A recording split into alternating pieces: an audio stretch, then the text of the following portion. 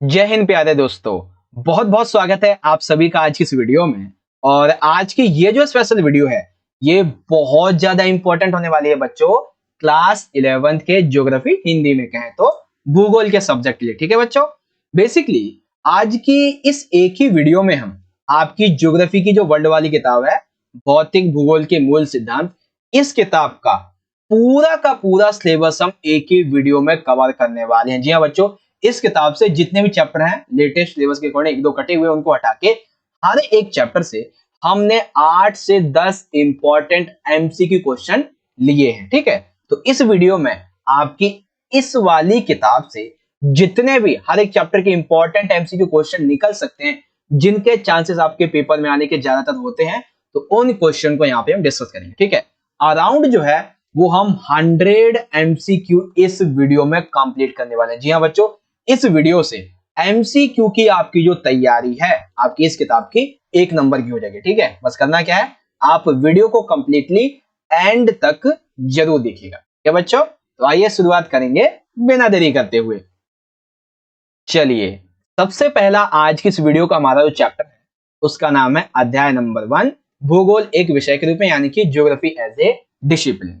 तो इसमें जो सबसे पहले मैं आपको ना एक एक नंबर के थोड़े वैसे क्वेश्चन बता देता हूं जिससे आपको आसानी होगी। जैसे कि आपसे पूछा जा सकता है कि भूगोल अर्थात जियोग्राफी का शाब्दिक अर्थ क्या होता है। ठीक है, तो देखो भाई, भूगोल यानी कि जो ज्योग्राफी है, भूगोल ये एक ग्रीक भाषा में दो शब्द है, जियो अर्थात पृथ्वी और ग्राफोस अर्थात वर्णन करना से बना है। अर्थात भूगोल क्या यानी कि ज्योग्राफी का शाब्दिक अर्थ क्या हो जाएगा, पृथ्वी का वर्णन करना। ठीक है बच्चों, जियो अर्थात पृथ्वी, ग्राफोस अर्थात वर्णन करना। इस तरीके से ज्योग्राफी यानी कि भूगोल का मतलब क्या हो गया, पृथ्वी का वर्णन करना। ठीक है, इंग्लिश में ये जो ज्योग्राफी शब्द है इसका सबसे पहले उपयोग किसके द्वारा किया गया था बच्चों, तो सबसे पहले किया गया था एराटोस्थेनीज, एक ग्रीक विद्वान थे, इनके द्वारा किया गया। ठीक है, उसके बाद में किस प्रश्न ने भूगोल को एक वैज्ञानिक विषय के रूप में स्थापित करने में मदद की, यानी कि ज्योग्राफी पहले एक साइंस विषय नहीं था, ठीक है ना, साइंस सब्जेक्ट नहीं था, लेकिन किस प्रश्न के द्वारा ऐसा संभव हो पाया, तो क्या, कहां और क्यों, ये 3 ऐसे प्रश्न हैं जिनकी वजह से भूगोल को एक वैज्ञानिक विषय के रूप में स्थापित होने में मदद मिली थी। ठीक है, और भी यहाँ पे एक आधे कुछ क्वेश्चन है, जैसे कि भूगोल के अध्ययन के 2 उपागम कौन से, तो क्रमबद्ध है, प्रादेशिक है, शाखाएं कौन सी है, भौतिक है, मानव भूगोल है।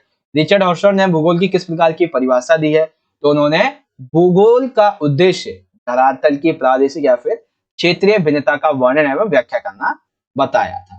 ठीक है, एक दो पार्ट है, बाकी एमसीक्यू आपके एक आधे और यहाँ पे ऊपर में आ जाएंगे। जैसे कि निम्नलिखित में से कौन सा प्रश्न कार्य कारण संबंध से जुड़ा हुआ नहीं है। ठीक है, मैंने यहाँ पे क्वेश्चन का आंसर भी लिखा हुआ है जिससे आपको समझ में आ जाए। तो कौन से ऐसे प्रश्न हैं जो किसी कार्य या कारण से संबंधित नहीं है, तो वो क्या होंगे, कब वाले प्रश्न, क्योंकि ये किसी कार्य या फिर कारण के संबंध में नहीं है, लेकिन क्यों हुआ, क्या हुआ, कहाँ हुआ, ये तो दर्शाता है ना कि क्या कार्य क्या कारण था। ठीक है ना, भौतिक भूगोल की शाखा कौन सी नहीं है, तो भाई भूआकृतिक विज्ञान, जल विज्ञान, जलवायु विज्ञान, ये तो शाखाएं हैं, लेकिन मानव शास्त्र कोई इसकी शाखा नहीं है। ठीक है, निम्न में से किसका संबंध भूगोल से है, जीव भूगोल से है, तो जीव भूगोल से किसका संबंध है, जीव विज्ञान का, क्योंकि इसी में हम जीवों का अध्ययन करते हैं। ठीक है, कौन सा प्रक्रम भू सूचना से संबंधित है, तो कौन सा है भाई, यहाँ पे सांख्यिकी तकनीक वाला। ठीक है, मैंने जो एमसीक्यू है वो आपके यहाँ पे आ जाते हैं, मैं अभी आपको दिखाता हूं। देखो, ये रहा, आर्थिक भूगोल से संबंधित एक उपक्षेत्र इनमें से नहीं है। तो पहला क्या है, कृषि है, उद्योग भी है, परिवहन भी है, लेकिन जनसंख्या आर्थिक भूगोल का उपक्षेत्र नहीं है। ठीक है बच्चों, फिर आगे देखेंगे, तो निम्नलिखित में से किस विशेष क्षेत्र की सीमा का भौगोलिक घटनाओं का अध्ययन किया जाता है, यानी कि इनमें से ऐसा कौन सा भूगोल है जिसमें किसी एक विशेष क्षेत्र की जितनी भी इन्वायरमेंटल घटनाएं होती हैं उन सभी का अध्ययन किया जाता है, वो क्या कहलाता है, वो कहलाता है बच्चों क्षेत्रीय दृष्टिकोण।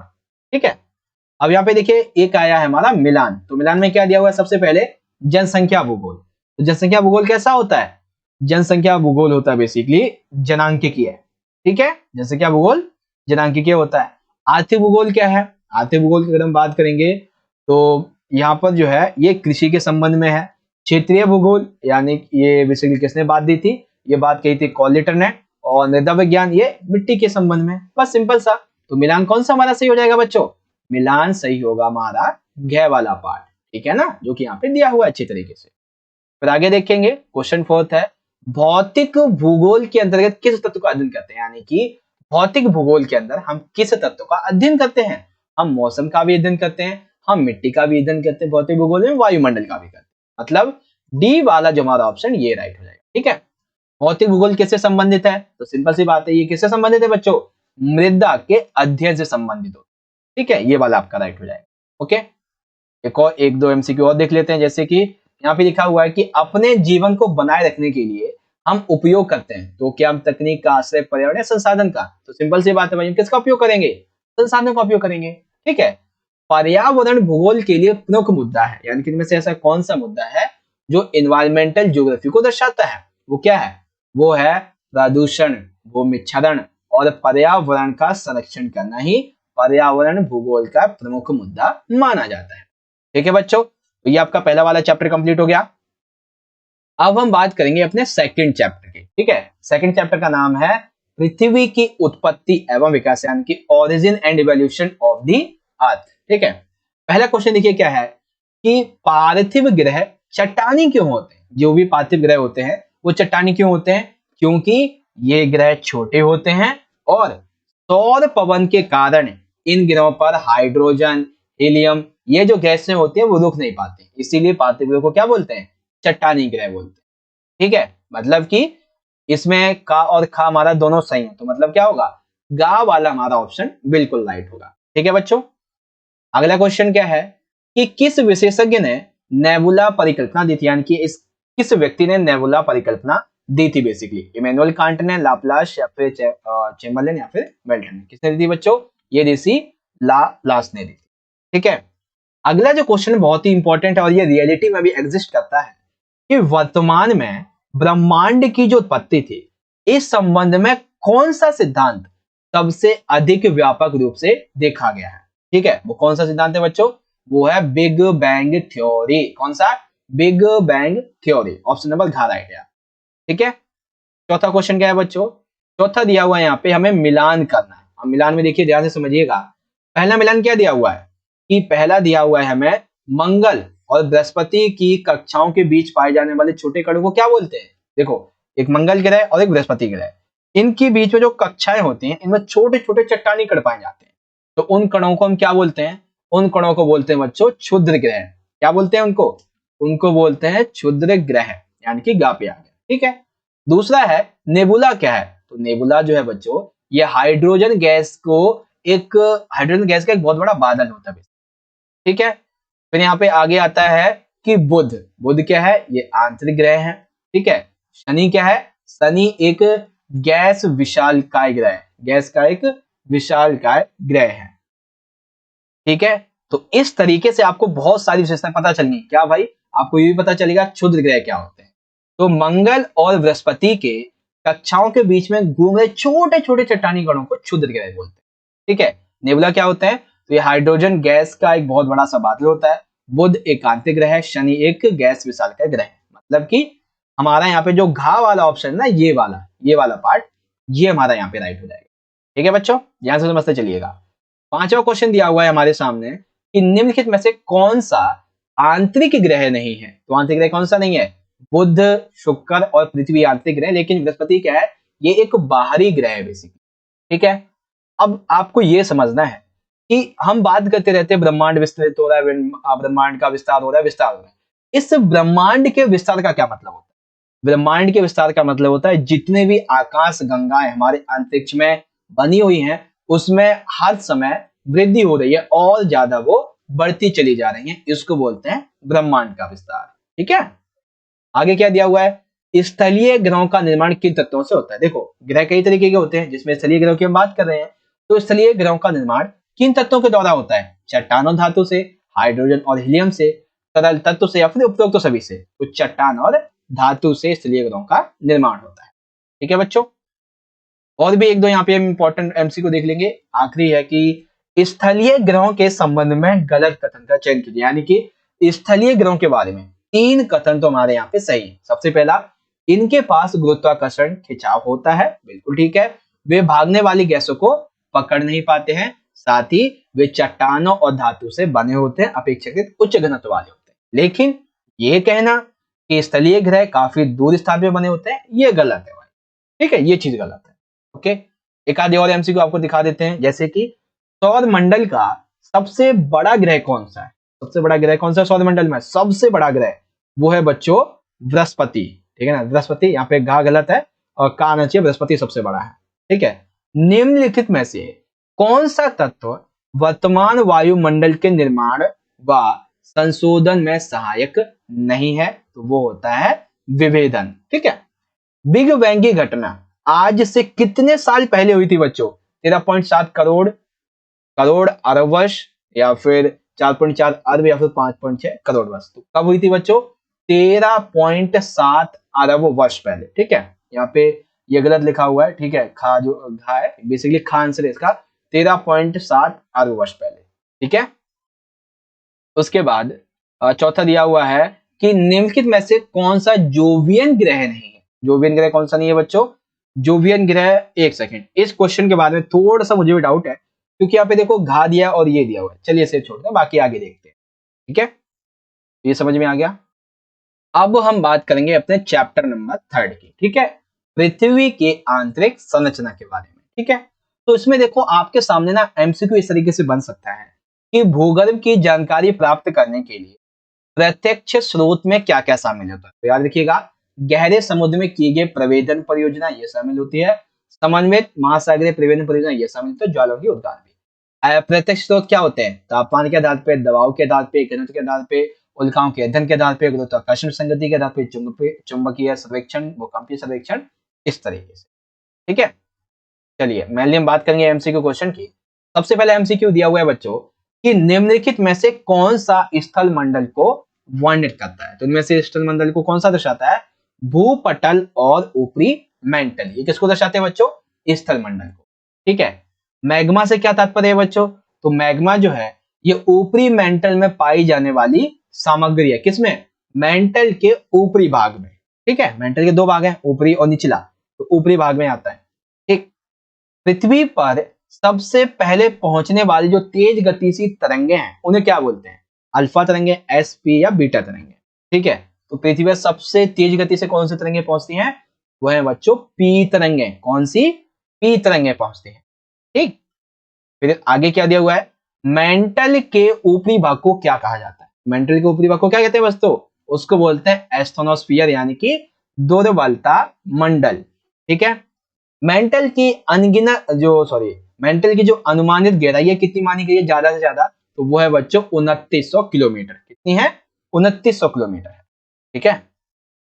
छठा क्वेश्चन, क्लोड किस धातु से बना हुआ है? तो मेनली जो क्लोड है बच्चों ये किससे बना हुआ है? निकिल और लोहे से बना हुआ है। किससे है? निकिल और लोहे से, ठीक है। निम्नलिखित में से पृथ्वी के किस भाग में घनत्व तो सबसे अधिक है? तो सबसे ज्यादा जो घनत्व है बच्चों वो पाया जाता है क्रोड के आंतरिक भाग में, बाहर में नहीं, आंतरिक भाग में पाया जाता है, ठीक है। और अगला क्वेश्चन क्या है कि ऐसी कौन सी तरंगें हैं बच्चों जो कि तरल पदार्थों से नहीं गुजर सकती हैं?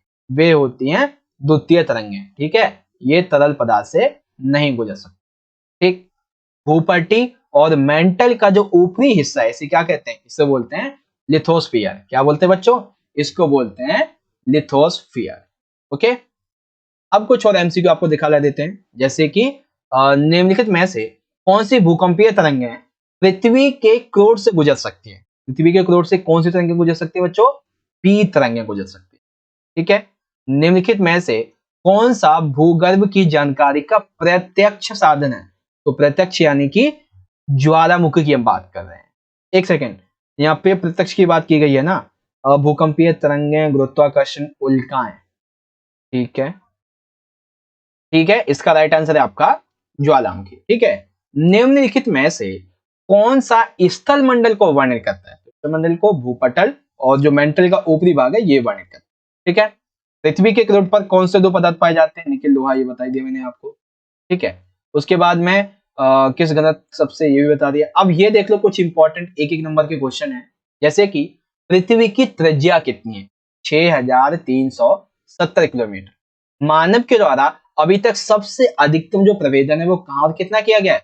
तो आर्कटिक महासागर के पोला क्षेत्र में हुआ 12 किलोमीटर की गहराई तक। ठीक है, भूगोल के बारे में जानने के प्रत्यक्ष स्रोत क्या है? तो पृथ्वी के पदार्थ के गुण जैसे कि तापमान, दबाव, घनत्व, उल्काएं, गुरुत्वाकर्षण, चुंबकीय क्षेत्र, भूकंप, ये सभी इसमें आ जाते हैं। ठीक है, और भी कुछ छोटे छोटे क्वेश्चन है, आप इनको चाहो तो देख सकते हो, ये सारी चीजें।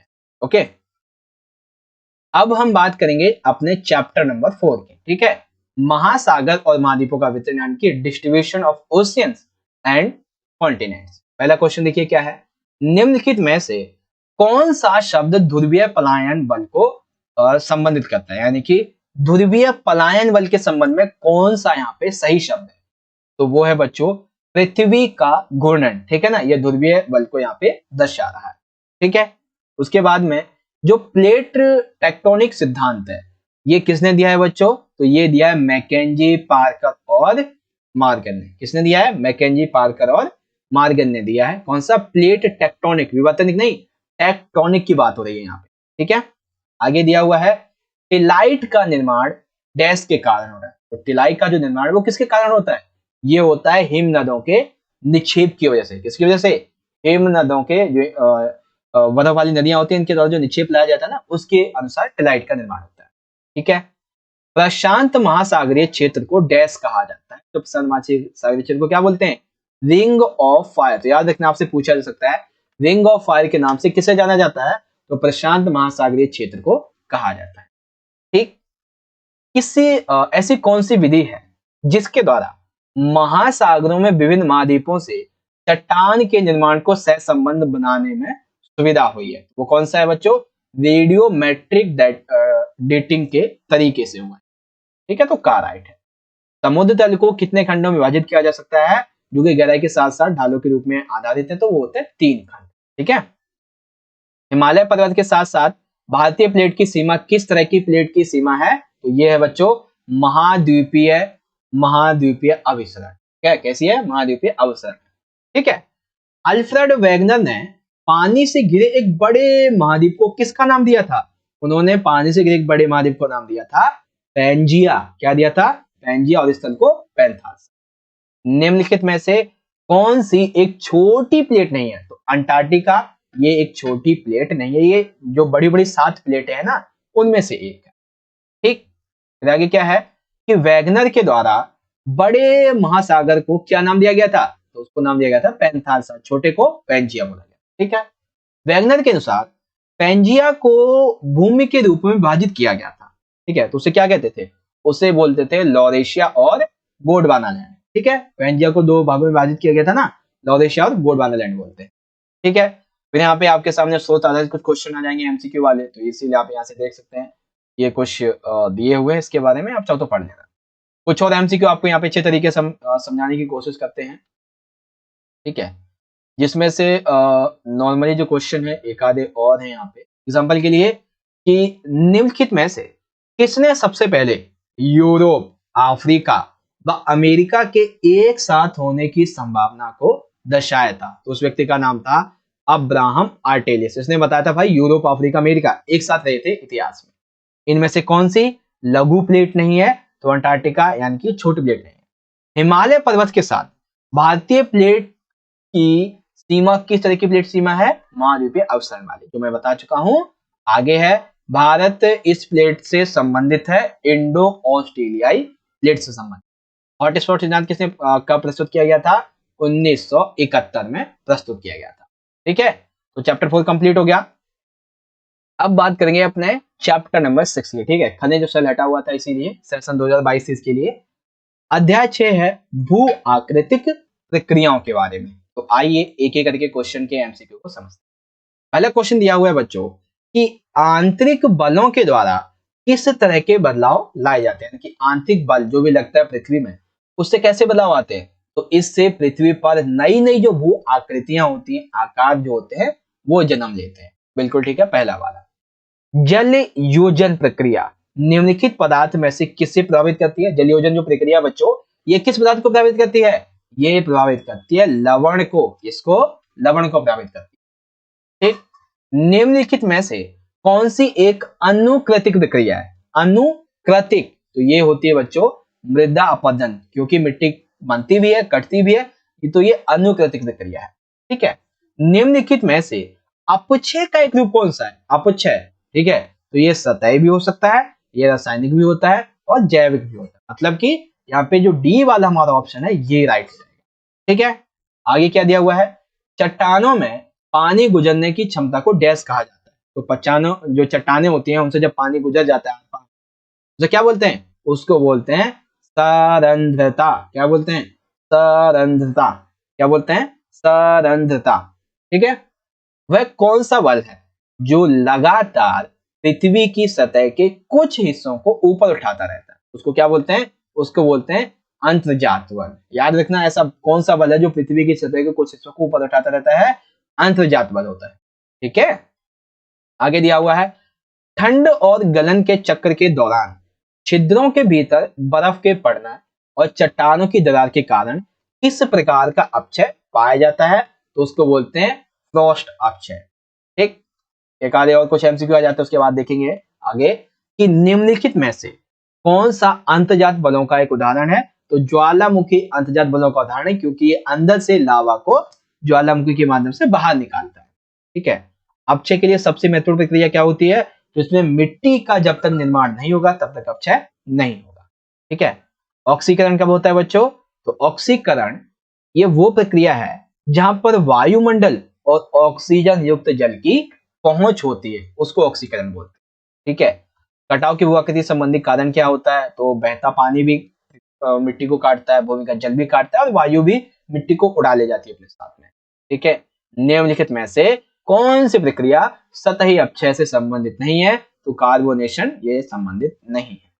ठीक है, एक और क्वेश्चन है बच्चों कि निम्नलिखित में से मिट्टी को वाष्पित करने में मदद करता है, तो वो क्या है? मेसोजीव, छोटे छोटे जीव है उसके बारे में। ये स्रोत दिया हुआ था भाई, यहाँ पे वृहद संचालन वगैरह कुछ दिया हुआ है इसके बारे में।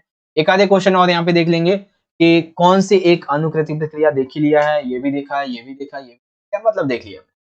ठीक है, आगे बात करेंगे। तो यहाँ पे कुछ एक एक नंबर के आपके क्वेश्चन है, आप चाहो तो पढ़ लेना। अब हम बात करेंगे अपने चैप्टर नंबर 7 की। देखिए 7 में दिया हुआ है भू आकृतिक तथा उनका विकास। ठीक है, जियोमॉर्फिक प्रोसेस। तो पहला क्वेश्चन क्या दिया हुआ है बच्चों कि बरखान डैश कार्य द्वारा निर्मित डैश स्थलाकृति हो। तो बरखान पवन कार्य के द्वारा निर्मित जो स्थलाकृति है वो निक्षेपणात्मक स्थलाकृति कहलाती है। ठीक है बच्चों, समझ गए? आगे देखें, अब यहाँ पे हमें करने हैं कुछ मिलान। तो मिलान कैसे दिया हुआ है? सबसे पहला मद यानी कि कारक। तो कारक क्या है बच्चों? कारक जो है ये एक सेकेंड, यहाँ पे खा दिया हुआ है इसका मिलान। देखो यहाँ पे ये जो मद कारक है ना, ये क्या दर्शा रहा है? ये दर्शा रहा है एक सेकेंड, ठीक है, ये भूजिहा को दर्शा रहा है। ठीक है, थोड़ा ठीक है। उसके बाद में फिर यहाँ पे जो दूसरा हमारा है पवन, ये दर्शा रहा है लाया को।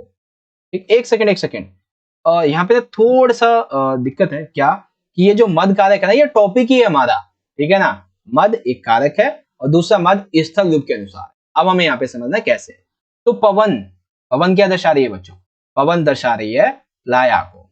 ठीक है, भौमजल किसे दर्शा रहा है बच्चों? तो भौमजल दर्शा रहा है डोलाइन को। प्रवाहित जल किसको दर्शा रहा है? तो प्रवाहित जल दर्शा रहा है बच्चों क्षिप्तिका को, और तरंगे दर्शा रही हैं भूजिया को। इस तरीके से आपका खा वाला जो है ना, ये वाला आपका राइट हो जाएगा। ठीक है, मेनली जहां तक मुझे लगता है आएगा नहीं, क्योंकि थोड़ा सा बहुत ज्यादा ट्रिकल है, इसलिए आप इसे चाहो तो स्किप कर सकते, बाकी समझाना मेरे काम था, समझा दिया। निम्नलिखित में से कौन हिमनद प्रवाह दिशा को बताता है? हिमनद प्रवाह दिशा को बताता है ड्रमलिन। कौन? ड्रमलिन। ठीक, निम्नलिखित में से डोलाइन की व्याख्या कौन करता है? बहुत ही क्रिटिकल क्वेश्चन है भाई, कौन करता है? ध्वस्त गोल रंध्र, ये डोलाइन की व्याख्या करता है। ठीक है, डैश में पवन धरातल से चट्टानों के छोटे कण व धूल उठती है, तो उसको क्या बोलते हैं? अपवाहन। क्या बोलते हैं बच्चों? अपवाहन। ठीक है, आगे क्या दिया हुआ है? स्थल रूप विकास की किस अवस्था में अधिकतर भूदृश्य समुद्र जल के बराबर या फिर ऊंचे खड़े होते हैं? उसको कौन सी अवस्था बोलते हैं? वृद्धावस्था बोलते हैं। ठीक है, निम्नलिखित में से कौन सी घाटी का प्रकार नहीं है? तो क्षिप्रिका, ये कोई घाटी नहीं होती है। गौज, कैनियन, आकार घाटी ये सभी होती है, लेकिन क्षिप्रिका नहीं होती है। निम्नलिखित में से कौन पवन कार्य से संबंधित नहीं है? तो लेपिज पवन कार्य के संबंध में नहीं आता है। ठीक है, आगे बात करते हैं। एक आधे क्वेश्चन और आपको दिखा देते हैं। ये आपके एक एक नंबर के क्वेश्चन हैं, आप चाहो तो इन्हें पढ़ लेना, बाकी मैंने जो बातें थी वो मैंने आपको यहाँ पे समझा ही दी। ठीक है, अब हम बात करेंगे बच्चों अपने चैप्टर नंबर 8 की। ठीक है, साथ में थोड़ा सा मुझे लगता है कि कठिन रहा होगा, लेकिन अब सब अच्छा होने वाला है। वायुमंडल का संगठन एवं संरचना, यानी कि composition and structure of atmosphere. ठीक है, देखिए पहला क्या दिया हुआ है, निम्नलिखित में से कौन सी वायुमंडलीय परत रेडियो तरंगों को परावर्तित कर सकते हैं? ऐसी कौन सी वायुमंडल की परत है जो रेडियो तरंगों को वापस भेज सकती है? तो कौन सी बच्चों? वो होती है आयन मंडल। कौन सी? आयन मंडल। ठीक है, याद हो गया। उसके बाद वायुमंडल की परत जिसमें धूल कण जल वाष्प मौजूद होते हैं, जिसमें मौसम संबंधी परिवर्तन होते हैं, जो मनुष्य के लिए बहुत ज्यादा इंपॉर्टेंस रखती है, वो है बच्चों क्षोभ मंडल। क्षोभ मंडल जो परत है वायुमंडल की, ये ज्यादा है। ठीक, उसके बाद में क्षोभ मंडल में निम्न में से किन्हें अलग करती है? तो क्षोभ मंडल जो है वो अलग करती है समताप मंडल को। ठीक है ना, क्षोभ मंडल जो है वो किसे अलग कर रही होती है? समताप मंडल और क्षोभ मंडल के डिफरेंस। उसके बाद वायुमंडल की ऐसी कौन सी परत है जो ज्यादातर दूर संचार के लिए इंपॉर्टेंट रखती है? वो होती है आयन मंडल। ये परत दूर संचार के लिए इंपॉर्टेंट होती है, यानी कि सैटेलाइट संचार जो होता है ना, उसी के माध्यम से किया जाता है। ठीक, आगे क्या दिया हुआ है, वायुमंडल की विभिन्न परतों को पृथ्वी की सतह के ऊपरी क्रम में व्यवस्थित करें, यानी कि कैसे दर्शाना है कि ऊपर से नीचे की ओर, मतलब कि एक क्रम के अनुसार, जैसे पहले कौन सी आती है, फिर कौन सी आती है, फिर कौन सी आती है। तो सबसे पहले आती है बच्चों क्षोभ मंडल, दूसरे पे आती है समताप मंडल, तीसरे पे मध्य मंडल और चौथे पे आती है आयन मंडल।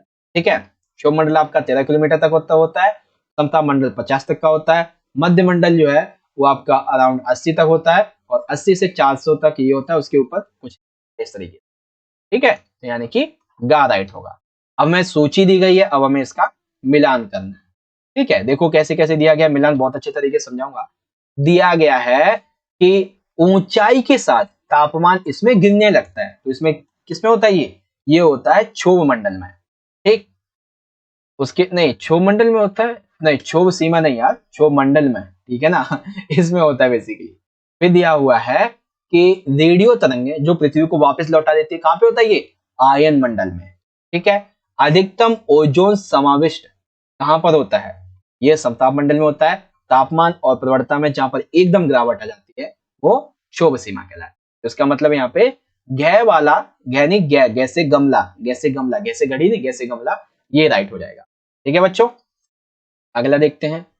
अगला दिया हुआ है, निम्न में से कौन सी गैस सूर्य से निकलने वाले जो पैराबैंगनी किरणें होती है इनको अवशोषित कर लेती है? तो वो होती है बच्चों ओजोन गैस। ठीक है ना, ओजोन गैस ऐसी किरणों को अवशोषित कर लेती है अपने में। ठीक है, आगे देखें। निम्नलिखित में से कौन सी गैस सौर विकिरण के लिए पारदर्शी है तथा पार्थिव विकिरण के लिए अपारदर्शी? तो क्वेश्चन एक ही साथ है, ऐसी कौन सी गैस है जो सौर विकिरण के लिए पारदर्शी, जिसके द्वारा सौर विकिरण जा सकता है, लेकिन पार्थिव विकिरण के लिए अपारदर्शी है? तो वो होती है कार्बन डाइऑक्साइड। ठीक है, समुद्री नमक, पराग, राख, इनका संबंध किससे है बच्चों? देखो, नमक, पराग और राख मतलब क्या है? ये एक धूल कण के संबंध में, इसके धूल कण। ठीक है, निम्न में से कौन सी परत जैविक क्रिया के लिए महत्वपूर्ण मानी जाती है? ठीक है, तो कौन सी परत है बच्चों? वो है क्षोभ मंडल की परत। ये जैविक क्रिया के लिए सबसे इंपॉर्टेंट मानी जाती है। ठीक है, धूल कणों का सबसे अधिक जमाव कौन से प्रदेशों में होता है बच्चों? तो ये होता है उपोष्ण और शीतोष्ण प्रदेशों में।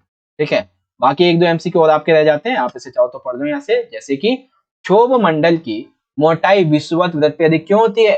क्योंकि यहाँ पे तेज वायु प्रवाह के कारण ताप का ऊंचाई तक संवहन किया जा सकता है। ठीक है, उसके बाद में आपका यहाँ पे चैप्टर नंबर 8 है, उसके लिए एक आधे क्वेश्चन और मैं आपको दिखा देता हूँ। जैसे कि पैराबैंगनी किरणें वाला ये हो ही गया है, और ये भी मैं आपको समझा ही चुका हूँ, बाकी के जो पार्ट है ये भी समझा दिए हैं।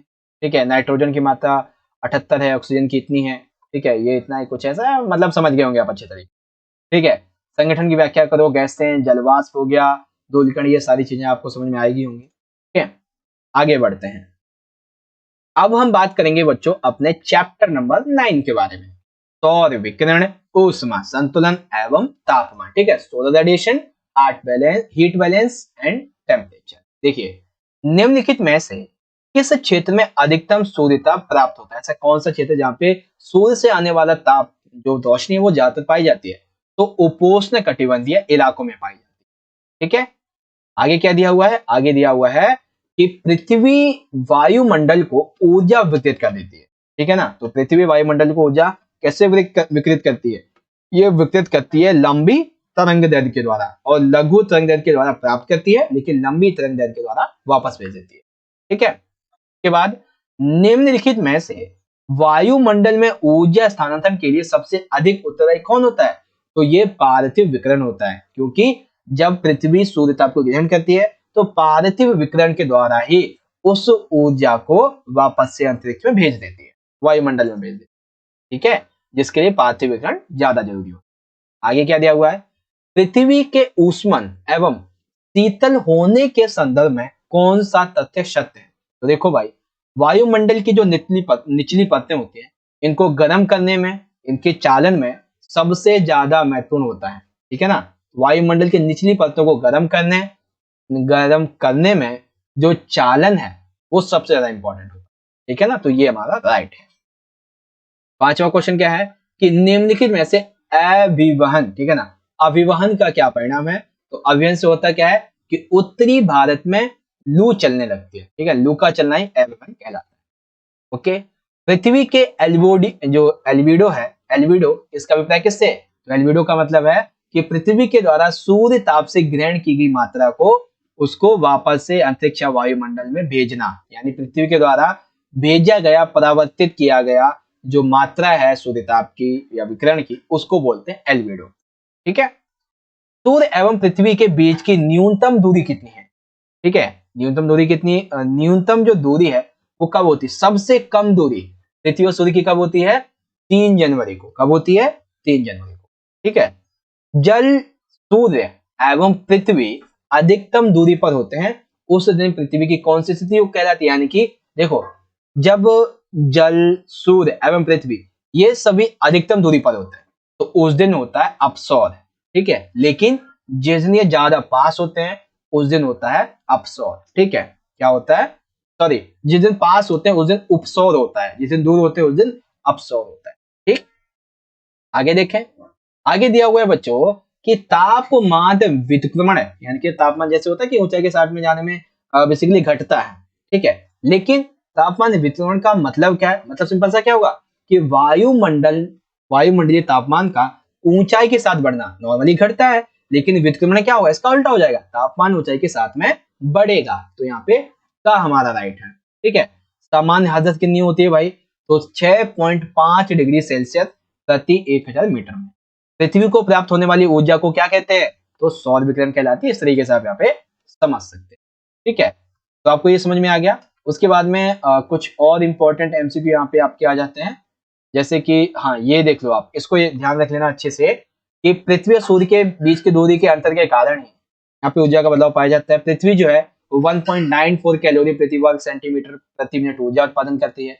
पृथ्वी के द्वारा वार्षिक जो सूर्यताप है वो 3 जनवरी को और 4 जुलाई की तुलना में अधिक होता है, क्योंकि इस दिन पृथ्वी सूर्य के ज्यादा निकट होती है। ठीक है, पृथ्वी के किस स्थान पर दिन अथवा रात बड़े होते हैं? दिन अथवा रात सबसे बड़े होते हैं ध्रुवों पर। एल्बिडो क्या है, सूर्यताप क्या है, ये सारी चीजें आप यहाँ से पढ़ ही सकते हैं।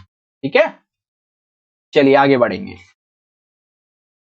क्वेश्चन नंबर दिया हुआ है, चैप्टर बेसिकली अध्याय 10 है, वायुमंडलीय परिसंचरण तथा मौसम प्रणाली, यानी कि atmospheric circulation and weather system.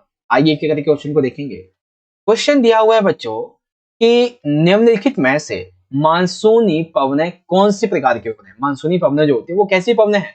तो मानसून यानी कि मौसम के साथ बहती हैं, अर्थात ये मौसमी पवनें हैं। ठीक है, निम्नलिखित में से किस यंत्र का उपयोग वायु दाब को मापने के लिए किया जाता है? तो वो उस यंत्र का जो कि वायु दाब को मापने के लिए यंत्र का उपयोग किया जाता है उसका नाम है बैरोमीटर। क्या नाम है? बैरोमीटर। ठीक है, 30 डिग्री उत्तर और 30 डिग्री दक्षिण, इनमें से निम्नलिखित की कौन सी विशेषता है? तो यह दर्शाता है उच्च दाब क्षेत्र जो कि उपोष्ण उच्च दाब को दर्शाते हैं। ठीक है, चौथा क्वेश्चन, निम्नलिखित में से पैरल कोस्ट, बहुत इंपॉर्टेंट है बच्चों, पैरल कोस्ट में कौन सी पवनें प्रभावित होती हैं? पैरल कोस्ट में जो पवनें प्रभावित होती हैं वो होती है पछुआ पवनें। कौन सी बच्चों? पछुआ पवनें। ठीक है, अगला, दक्षिणी दोलन की घटना का संबंध किस महासागर से है? तो दक्षिणी दोलन की घटना का संबंध किससे बच्चों? प्रशांत महासागर से। किससे है? प्रशांत महासागर से। ठीक है, छठा दिया हुआ है, उष्ण कटिबंधीय चक्रवात के संबंध में चक्रवात का लैंडफॉल क्या कहलाता है? तो लैंडफॉल जो वो क्या कहलाता है उष्ण कटिबंधीय चक्रवात के संबंध में? चक्रवात का समुद्री तट को पार करके जमीन पर पहुंचना।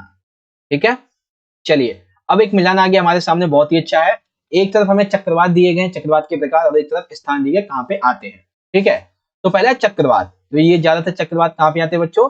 हिंद महासागर में। ठीक है, हरिकेन नामक चक्रवात कहां पे आते हैं? अटलांटिक महासागर में। टाइफून नामक चक्रवात बच्चों कहां पे आते हैं? ये आते हैं दक्षिण चीन सागर में। और विली जो चक्रवात है ये आते हैं ऑस्ट्रेलिया में, इस तरीके से। ठीक है, तो ये आपका मिलान हो गया। अब मिलान के संबंध में गा वाला जो हमारा ऑप्शन है ये वाला राइट हो जाएगा इस तरह से। ठीक है, तो सिंपल सा आपको एक मिलान भी समझ में आ गया। और देख लेते हैं एक आधा क्वेश्चन, जैसे कि विषुवत व्रत पर कोलियोलिस बल कैसा होता है? क्या शून्य होता है, न्यूनतम, अधिक या सबसे अधिक? तो ये क्या होता है? कोलियोलिस बल विषुवत व्रत पर शून्य होता है। जल स्तंभ क्या होता है? जल स्तंभ को ही टोर्नेडो बोलते हैं। क्या बोलते हैं? टोर्नेडो बोलते हैं। ठीक है, उष्ण कटिबंधीय चक्रवात की उत्पत्ति हेतु आवश्यक तापमान की पहचान कीजिए। तो क्या तापमान हो चाहिए उष्ण कटिबंधीय चक्रवात के लिए? 27 डिग्री सेल्सियस। ठीक है, ENSO से क्या अभिप्राय है? तो ENSO से अभिप्राय है एल नीनो दक्षिणी दोलन। ठीक है ना, एल नीनो दक्षिणी दोलन, इस तरह से। ठीक है, नौवा आपको समझ में आ गया। अब एक आधा जो एक दूसरा और चैप्टर है यहाँ पे लिया गया कुछ MCQ वाला। ठीक है ना, जैसे कि वायुमंडल के द्वारा पृथ्वी पर जो दाब डाला जाता है, भार डाला जाता है, उससे किस में मापते हैं? उससे मतलब कहते क्या है? वायुमंडलीय भार कहते हैं। वायुमंडलीय भार या दाब को कैसे मापते हैं? मिलीबार में या फिर हेक्टो पास्कल में मापते हैं। ठीक है, महासागरीय सतह पर औसत वायु दाब कितना होता है? 1013.25 किलोमीटर 25 मिलीबार बेसिक। ठीक है, दाब प्रवणता किसे कहते हैं? गतिशीलता। तो ये कुछ कुछ बातें हैं जिसे आप याद रखना, एक ही नंबर में आपसे पूछे जा सकते। ठीक है, चलिए अब हम बात करेंगे अपने क्वेश्चन चैप्टर 11 की, जिसका नाम है वायुमंडल में जल यानी कि वाटर इन एटमॉस्फेयर। ठीक है, 50 मिनट या फिर 55 तक हमारी वीडियो कंप्लीट हो जाएगी। ठीक है, देखिए क्वेश्चन क्या है कि ओस बनने की उपयुक्त दशाएं कौन सी, यानी कि ओस कब बनेगी, किस दशा में बनेगी? तो जब हवा शांत होगी, ठंडी रातें होंगी और लंबी रातें होंगी, तब ओस बनेगी। तो ओस नॉर्मली कब बनती है? सर्दी के मौसम में तो बनती है। ठीक है, तो घा राइट है। जलवाष्प का जल के रूप में बदलना क्या कहलाता है? अरे इतना आसान सर जी, अरे जलवाष्प का जल के रूप में बदलना क्या कहलाएगा? संघनन। और अगर आपसे पूछा जाए जल का वाष्प के रूप में बदलना क्या कहलाता है? तो भाई वो जलवाष्प कहलाता है। ठीक है ना, और जलवाष्प का जल के रूप में बदलना ये संघनन कहलाता है। ठीक है, निम्नलिखित में से हवा के द्वारा जलवाष्प ग्रहण करने की क्षमता जो वो किस पर निर्भर करती है? तो ये निर्भर करती है तापमान पर, कि जिस तरीके से तापमान होगा उसी द्वारा हवा के द्वारा जलवाष्प ग्रहण किया जाएगा। ठीक है, गर्म या ठंडा होने पे। अगला क्या है? सापेक्ष आर्द्रता के संबंध में कौन सा कथन यहाँ पे सत्य है? तो ये जो सापेक्ष आर्द्रता है ये सबसे कम होती है महाद्वीपों पर। ठीक है, महाद्वीपों पर ये सबसे कम होती है, ये कथन बिल्कुल सही। उसके बाद निम्नलिखित में से संवहनीय वर्षा से संबंधित विशेषता को कौन सा कथन नहीं दर्शाता? ठीक है, तो निम्नलिखित में से कौन सा है जो संवहनीय वर्षा से संबंधित विशेषता को नहीं दर्शाता है? तो वो कौन सा है बच्चों? पक्षाव मेघों का ये निर्माण करती है संवहनीय वर्षा, ये गलत है। तो संवहनीय वर्षा क्या है? गरज के साथ मूसलाधार बारिश करती है। वर्षा के दिन के वर्षा, यह वर्षा दिन के समय होती है। कपाशी मेघों का इसमें निर्माण होता है। ठीक है, लेकिन पक्षावी मेघों का निर्माण होता है, ये कहना भाई इसमें गलत है बिल्कुल भी। ठीक, सापेक्ष आर्द्रता को कौन सी इकाई में व्यक्त किया जाता है? तो सापेक्ष आर्द्रता को कैसे मापते हैं बच्चों? प्रतिशत में। कैसे मापते हैं? प्रतिशत में मापते हैं। ठीक है, ओसांक एक डैश है। तो ओसांक क्या है बच्चों? ओसांक एक तरीके का ना तापमान होता है। क्या है ओसांक? ओसांक एक तरह का तापमान है। ठीक है, आठवां क्या है? संवहनीय वर्षा सबसे अधिक किन क्षेत्रों में होती है? तो ये विषुवतीय जो क्षेत्र होते हैं बच्चों, वहां पर होती है संवहनीय वर्षा। ठीक है, अगला क्या है? अच्छा, ये तो फिर वैसे क्वेश्चन आ गए। चलिए एक आधा क्वेश्चन मैं आपको इस वाली बुक से दिखा देता हूँ, ये आपके लिए इंपॉर्टेंट रहेगा। देखिए, आर्द्रता जलवायु मौसम का एक महत्वपूर्ण तत्व है। ठीक है, कई तरह की आर्द्रताएं पाई जाती है, निरपेक्ष, विशिष्ट और सापेक्ष। ठीक है, औसत किसे कहते हैं? ओस, तुषार, कोहरा, बादल, ये सभी संघनन के रूप होते हैं। ठीक है, संपूर्ण पृथ्वी पर 71% भाग जल व्याप्त है। सापेक्ष आर्द्रता की कौन सी इकाई को व्यक्त में करते हैं प्रतिशत में? जलवाष्प का प्रमुख स्रोत कौन सा होता है? महासागर होते हैं। ठीक है ना, ये चीजें हैं, तो आप इन छोटे छोटे क्वेश्चन को पढ़ लेना अच्छे तरीके। ठीक है, चलिए अब हम बात करेंगे अपने क्वेश्चन नंबर 12 की। तो चैप्टर 12 है विश्व की जलवायु एवं जलवायु परिवर्तन, world climate and climate change, इसके बारे में। ठीक है ना, चलिए पहला क्वेश्चन है निम्नलिखित में से AW प्रकार के जलवायु की कौन सी विशेषता है? तो ए प्रकार की जो जलवायु है, AW प्रकार की, ये जाड़े की शुष्क ऋतु को दर्शाती है। तो खा वाला हमारा ऑप्शन यहाँ पे राइट हो जाएगा। ठीक है, उसके बाद दूसरा है कि 30 डिग्री से 40 डिग्री अक्षांशों के बीच महाद्वीपों के जो पश्चिमी तट होते हैं, इनके साथ में लगने वाली जलवायु को क्या क्या बोलते हैं? तो सिंपल सी बात है, ये किसकी बात हो रही है? भूमध्य सागरीय जलवायु की यहाँ पे बात हो रही है। ठीक है, आर्द्र जाड़ों से संयुक्त ठंडी जलवायु कौन सी होती है? ये होती है DF यानी कि का वाली। ठीक, निम्नलिखित में से सभी महीनों का औसत तापमान 10 डिग्री सेल्सियस से कम है, तो ये किस प्रकार की जलवायु होगी? अगर औसत तापमान हर एक महीने में 10 डिग्री सेल्सियस से कम है, तो ये शीत प्रकार की जलवायु, ठंडी जलवायु बेसिकली। ठीक है, पांचवा क्या है? अब हमें यहाँ पे मिलान करना है, तो आइए देखते हैं। AM प्रकार की जलवायु कैसी है बच्चों? कोट अक्षर और लक्षण है। तो AM प्रकार की जलवायु कैसी होती है, या फिर क्या है इसका संबंध? इसका संबंध है बच्चों जाड़े की शुष्क ऋतु से। DW का संबंध किससे है? तो जाड़ा, शुष्क एवं अत्यंत भीषण होना, इसका संबंध है इससे।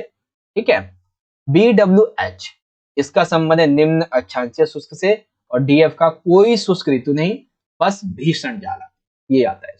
ठीक है, तो गा वाला हमारा ऑप्शन यहाँ पे राइट हो जाएगा। ओके, 6 है CWA प्रकार की जलवायु निम्नलिखित में से कहां पर पाई जाती है? तो ये भारत के जो उत्तरी मैदान है ना बच्चों, यहाँ पे ये जलवायु पाई जाती है। ठीक है, आगे एक आधे क्वेश्चन में आपको दूसरे से दिखा देता हूं ताकि आप समझें तरीके से। फॉर एग्जाम्पल यहाँ पे देखेंगे तो कोपेन के अनुसार जलवायु का वर्गीकरण इसने किया था 1918 में। कोपेन के अनुसार वर्गीकरण तापमान और वर्षण के आधार पर हुआ था।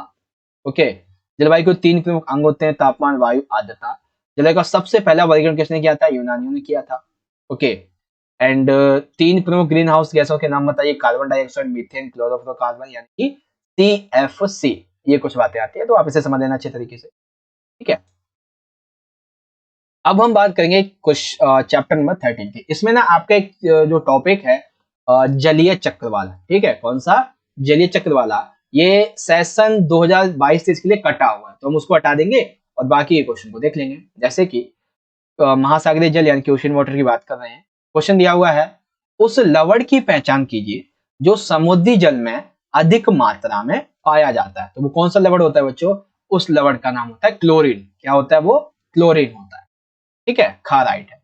डैश महासागर के सतही जल एवं गहरी परतों के बीच में एक सीमा क्षेत्र होती है, उसको क्या बोलते हैं? उसको बोलते हैं पार्श्व चित्र। क्या बोलते हैं बच्चों? उसको बोलते हैं पार्श्व चित्र। ठीक है, निम्न में से कौन से महासागरों की सतह के जल के औसत तापमान को यहाँ पे दर्शाता है? कौन से महासागर ऐसे हैं? ये महासागर कितने दर्शाते हैं? ये होते हैं बच्चों 27 डिग्री। ठीक है, 27 डिग्री से महासागर की सतह जल के तापमान को औसतली दर्शाता है।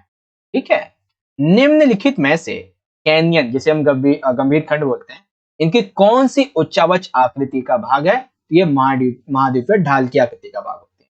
ठीक, उसके बाद निम्न में से कौन सा घटक महासागरीय जल के तापमान को प्रभावित नहीं करता है? तो लवणता जो है ये महासागरीय जल के तापमान को प्रभावित नहीं करेगा। ठीक है, डैश महासागर का सबसे उथला भाग होता है जिसकी औसत प्रवणता 1 डिग्री या उससे भी कम होती है, महाद्वीपीय शेल्फ होता है। ठीक है, अब हमें यहाँ पे मिलान करना है, तो मिलान करने के लिए क्या करेंगे हम? तो पहला क्या दिया हुआ है, समतल शीर्ष वाले समुद्री पर्वत, तो ये क्या कहलाते हैं, ये गयोट कहलाते हैं। महासागरीय नित्तल और उभरी हुई लंबी या पतली श्रृंखला को क्या बोलते हैं बच्चों, जलमग्न कटक बोलते हैं। और तीसरे का आपका ये हो जाएगा। एक बार फिर से हमें जोड़े बनाने हैं। वांझील, वांझील कहाँ पे पाई जाती है, टर्की में पाई जाती है। फारस की खाड़ी में, फारस की खाड़ी कहाँ है बच्चों, ये अरब सागर को जोड़ती है। मृत सागर इजराइल जॉर्डन से संबंधित है, इस तरीके से। ठीक है, तो जोड़े भी बना दिए हमने आपके इस तरीके से। आगे बात करें अगले चैप्टर में, अगली बुक में, तो यहाँ पे देखिए, अच्छा याद रखना ये कोपेन के अनुसार ये जलवायु वाला आप देख लेना कि कैसे बांटा हुआ है। हाँ देखो, अब यहाँ पे कुछ आपके छोटे छोटे क्वेश्चन आ जाएंगे, जैसे कि पृथ्वी को नीला ग्रह क्यों कहते हैं, क्योंकि क्षेत्रफल के 31% भाग पर जो बेसिकली जल पाया जाता है ना, इसीलिए इसको बोला जाता है। ठीक है, उसके बाद में एस आकृति वाले महासागर का नाम बताइए, तो अटलांटिक महासागर है। ठीक है, विश्व को सबसे गहरे गत का नाम बताइए, तो मेरियाना गत है, इसकी गहराई है 11,033 किलोमीटर, और ये कहाँ पे है, प्रशांत महासागर। ठीक है, और भी है, जैसे महाद्वीपीय सीमांत क्या होता है, विश्व की सबसे अधिक लवणता वाली झील कौन सी है, तो वान झील है, जो कि टर्की में है। ठीक है, और विश्व में सबसे अधिक लवणता वाला सागर कौन सा है, तो मृत सागर है। तट क्यों प्रसिद्ध होते हैं, जो मछली उत्पादन होता है, इसके लिए ज्यादातर ये तट प्रसिद्ध होते हैं, इस तरीके। ठीक है, तो आप ये देख लेना। बाकी आगे बढ़ते हैं अगले चैप्टर की तरफ। चैप्टर 14 दिया हुआ है बच्चों, महासागरीय जल संचलन, यानी कि मूवमेंट्स ऑफ ओशियन वाटर। आइए एक करके क्वेश्चन को देखते हैं। तो क्वेश्चन दिया हुआ है वो अगले प्रश्न में कि डैश वास्तव में ऊर्जा है, जल नहीं, जो कि महासागरीय सतह के आर पार तरंग करते हैं, मतलब गति करते हैं। तो क्या है, ये तरंगे होते हैं जो वास्तव में एक तरीके की ऊर्जा, कोई जल नहीं, कोई जो कि महासागरीय सतह के आर पार गति करते हैं, वो एक ऊर्जा, वो तरंग कहलाती है। ठीक है, निम्न में से किस महासागर में अग्लुहास धारा संबंधित है, तो मैंने मैप में आपको समझाया था, ये हिंद महासागर से संबंधित। ठीक है, खा वाला ऑप्शन सही है। अमावस्या और पूर्णिमा के दिन आने वाले ज्वार डैश कहलाते हैं। तो अमावस्या पूर्णिमा के दिन कैसे ज्वार आते हैं, ये बहुत बड़े बड़े यानी कि बृहत ज्वार आते हैं। ठीक है, ज्वार भाटा उत्पन्न होने का क्या कारण होता है, तो ज्वार भाटा उत्पन्न कब होता है, गुरुत्वाकर्षण बल की वजह से उत्पन्न होता है। जब गुरुत्वाकर्षण बल लगता है तब ज्वार भाटा उत्पन्न होते हैं। ठीक है, दो लगातार शिखरों या फिर गर्तों के बीच की क्षैतिज दूरी को क्या कहते हैं, यानी कि दो इस तरीके के गर्त है। ठीक है, तो इनके बीच में या फिर क्षैतिज या फिर ऊंचाई के आधार पे जो दूरी है उसको तरंग दैर्ध्य बोलते हैं। क्या बोलते हैं, तरंग दैर्ध्य बोलते हैं। ठीक है, निम्न में से कौन सी जलवायु संबंधी प्रभावों के कारण होने वाली जल की गति को प्रदर्शित करता है, तो महोर्मी करता है। ठीक है, अब यहाँ पे तरंगों व धाराओं में अंतर देखना है, तो तरंगे धाराओं में अंतर आप यहाँ पे इजीली पढ़ सकते हैं। ये वैसे एमसीक्यू में तो नहीं आएगा, बाकी बड़े क्वेश्चन में आएगा। ठीक है, चलिए एक आधा क्वेश्चन आपको मैं और दिखा देता हूं, जैसे कि समुद्री तरंगे क्या होती हैं। ठीक है, ज्वार भाटा उत्पन्न होने के क्या कारण है, तो ज्वार भाटा की उत्पत्ति का कारण होता है चंद्रमा, सूर्य, पृथ्वी, जब ये पारस्परिक गुरुत्वाकर्षण शक्ति इसमें होती है तब होता है। किस महासागर में धाराएं ऋतु परिवर्तन के साथ अपनी दिशा बदल लेती है, तो हिंद महासागर में। विश्व का सबसे ऊंचा ज्वार भाटा कहाँ आता है, ये आता है नोवा स्कोशिया में, पंडी की खाड़ी में आता है। ठीक है, सर्फ क्या है, तरंग की गति मापी कैसे जाती है, बृहद ज्वार, दैलिक ज्वार, इस तरीके से ये सर्च किया जाता है। ठीक है, तो मैंने क्वेश्चन यहाँ पे आपको मैंने समझाई दिया। आगे बढ़ेंगे। अब ये वाला जो चैप्टर इसमें थोड़ा सा टाइम लगेगा, 5 से 7 मिनट, क्योंकि इसमें बहुत सारे इंपॉर्टेंट क्वेश्चन। ठीक है, 15 आपका कटा हुआ था इसलिए उसको ऐड नहीं किया है। तो अध्याय 16 है जैव विविधता एवं संरक्षण। ठीक है, बायोडाइवर्सिटी एंड कंजर्वेशन। तो क्वेश्चन पहला दिया हुआ है, निम्न में से जैव विविधता का संबंध किनसे है या फिर किनसे माना जाता है। किससे है भाई, जैव विविधता का संबंध पौधों के प्रकार से भी होता है, हम प्राणियों से भी होता है, सूक्ष्म जीवाणुओं से भी होता है। मतलब जैव विविधता का संबंध किससे बच्चों, उपरोक्त सभी से है। तो ऑप्शन नंबर डी हमारा राइट हो जाएगा। ठीक है, निम्न में से कौन सी विविधता का परिसीमन करना मुश्किल है और जटिल है। कौन सी विविधता है भाई, आनुवांशिकता। आनुवांशिक जो जैव विविधता है इसका परिसीमन करना, इसका आकलन करना बहुत ही जटिल काम। ठीक है, जिन क्षेत्रों में डैश विविधता अधिक होती है वही विविधता के हॉटस्पॉट कहलाते हैं। तो ऐसे क्षेत्र जहां पर प्रजातीय विविधता बहुत ज्यादा पाई जाती है उसको विविधता के हॉटस्पॉट बोलते हैं। ठीक है बच्चों, आगे विश्व की सभी संकटापन्न प्रजातियों के बारे में IUCN के द्वारा प्रकाशित सूची को क्या कहते हैं, तो सूची को बोलते हैं रेड लिस्ट जिसमें विश्व की सभी संकटापन्न जो प्रजातियां हैं उसके बारे में प्रकाशित किया जाता है। ठीक है, आगे आगे दिया हुआ है कि भारत सरकार ने 1972 में वन्य जीव सुरक्षा अधिनियम तथा 1973 में डैश परियोजना को पारित किया था। तो 1972 में वन सुरक्षा अधिनियम पारित किया था और 1973 में प्रोजेक्ट टाइगर पारित किया।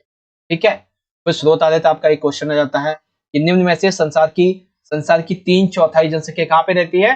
तो वो जो हमारे उष्ण कटिबंधीय क्षेत्र होते हैं यहाँ पे रहती है। ठीक है, और भी एक आधे क्वेश्चन है जिसे आप चाहो तो पढ़ सकते हो, बाकी मैंने आपको समझा। अब एक और आधा क्वेश्चन देख लेते हैं, जैसे कि आज जिसे हम जैव विविधता देखते हैं ये तकरीबन आज से 2.5 या फिर 3.5 वर्ष पहले विकसित हो चुकी है। ठीक है, भारत में आज लगभग 66 राष्ट्रीय पार्क हैं, 368 अभ्यारण्य हैं, 14 जैव आरक्षित क्षेत्र हैं। ठीक है, जैव विविधता दो शब्दों के मेलजोल से बना हुआ है। ठीक है, जिसमें बायो जिसका अर्थ होता है जीव तथा डाइवर्सिटी का अर्थ होता है विविधता। सारे शब्दों में ये कह सकते हैं साधारण शब्दों में कि भौगोलिक क्षेत्र में किसी निश्चित भौगोलिक क्षेत्र में पाए जाने वाले जीवों की संख्या और उनकी विविधता को जैव विविधता बोला जाता है। ठीक है, एक अनुमान के अनुसार कुल प्रजातियों की संख्या 20 लाख से 10 करोड़ के बीच है, किंतु अभी तक 1 करोड़ का ही सही अनुमान है, बाकी का नहीं। ठीक है, समान भौतिक लक्षणों वाले जो जीव होते हैं इनके समूह को बोलते हैं प्रजाति। जैव विविधता क्या है, इसके बारे में हॉटस्पॉट क्या होता है समझा चुका हूं आपको, और प्रोजेक्ट टाइगर वगैरह ये सारी चीजें आपको समझा चुका। ठीक है, जैव विविधता सम्मेलन 1992 में हुआ था भाई, ब्राजील के रियो डी जेनेरियो में। ठीक है, और जिसमें तकरीबन 155 देशों ने भाग लिया था। विश्व की सबसे संकटापन्न प्रजाति जो है वो रेड पांडा है। ठीक है, इंदिरा गांधी नेशनल पार्क बच्चों जो ये अन्नावलय पश्चिमी घाट में है। जैव विविधता के कितने हॉटस्पॉट हैं, ये अभी तक अराउंड 34 स्थल जो है इसकी पहचान की जा चुकी है। ठीक है बच्चों, वेल इस तरीके से आज की हमारी ये जो वीडियो थी ये यहाँ पे हो जाती है कंप्लीट। ठीक है बच्चों, तो आज की इस वीडियो में मैंने अपनी तरफ से आपके हर एक चैप्टर से अराउंड आपको 8 से 10 हर एक चैप्टर से इंपॉर्टेंट जो एमसीक्यू थे वो हमने कंप्लीट करवा दिए। अगर मैं 14 एमसीक्यू 14 चैप्टर को 8 भी जोड़ देता हूं तो यहाँ पे जो है अराउंड आपके 120 प्लस एमसीक्यू यहाँ पे कंप्लीट हो जाएंगे। ठीक है, तो इन 50 से 52 मिनट के अंदर आपने 120 प्लस कितने भाई, आपने अराउंड 120 प्लस एमसीक्यू जो है वो कंप्लीट अपने कर लिए। ठीक है, और जहां तक मुझे लगता है बच्चों कि इतनी तैयारी आपके पेपर के लिए इस किताब की अगर हम एमसीक्यू की बात करें तो उसके लिए बहुत ज्यादा इनफ है। ठीक है, इतने में आपका अच्छा पेपर जाएगा, जिन्होंने नहीं पढ़ा होगा उसके लिए भी, जिसने पढ़ा हुआ है उसका रिवीजन हो जाएगा। ठीक है, अब अगर आपको वीडियो अच्छी लगी है तो ज्यादा से ज्यादा इस वीडियो को लाइक कीजिए, क्योंकि आप जितना ज्यादा वीडियो को लाइक करेंगे उतना ही ज्यादा हमारा और मोटिवेशन बढ़ेगा ऐसी वीडियोस को बनाने के लिए। तो वीडियो को ज्यादा से ज्यादा लाइक करें, अपने सभी दोस्तों के साथ में इस वीडियो को ज्यादा से ज्यादा जरूर शेयर कीजिएगा, और आप सभी मुझे कमेंट बॉक्स में ये बात जरूर बताइएगा कि आपको वीडियो कैसी लगी। बाकी मिलते हैं आपसे अगली वीडियो में, तब तक के लिए आप सभी पढ़ते रहिएगा और अपना अच्छे से ख्याल रखिएगा। बहुत बहुत धन्यवाद। जय हिंद, वंदे मातरम।